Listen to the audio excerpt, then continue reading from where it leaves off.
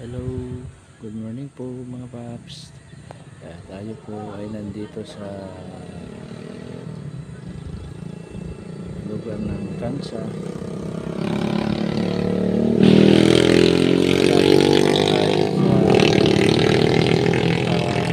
Kampo ng mga sundalo dito. Dito po ay ito ay bagong kalsada. Ayan. Kung saan po ay pwedeng mag-aaral yung ating mga tinuturuan dito mag-drive. Ngayon po ay kasama ko po yung anak ko at saka may sarili siyang nagtuturo driver. Ayun, nakaalis na po sila. Ayun. Papunta po doon sa dulo sila kasi gusto rin matuto yung anak ko mag-drive ng sasakyan. Sasakyan na ginagamit ko yung aking sasakyan na Toyota Avanza. Gusto niyang matuto kaya yun na lang dito. At saka may driver din kaming dala na expert sa pagmamaniho ng at saka pagtuturo. Kaya yun, naalis na, nandun lang sa bandaran na. Dahan-dahan lang siguro papunta na doon. Dito rin po may nagtitinda po ng mga pakwan. Kaya may mga kotse rin dito yung dumadaan.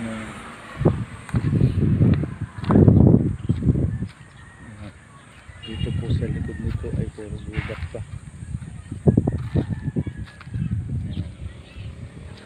Dito po ay may malaking puno na sampalok. Nandito po ako sa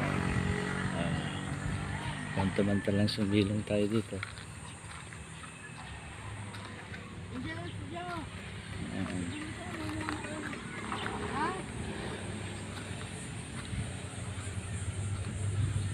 Ganda ng kalsada dito. Doon na. Hindi ko na natatanaw yung aking anak dahil kasama niya yung nagtuturo sa kanya. Bilang nga imara ulam. Dalhin doon. Ayan. Puro lang sa bahay na to. Laki ng sampalok.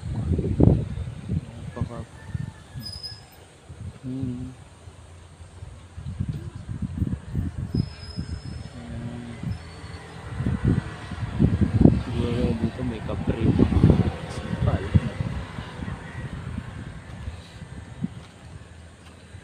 Dito may mga alaga ng mga baka sa likod.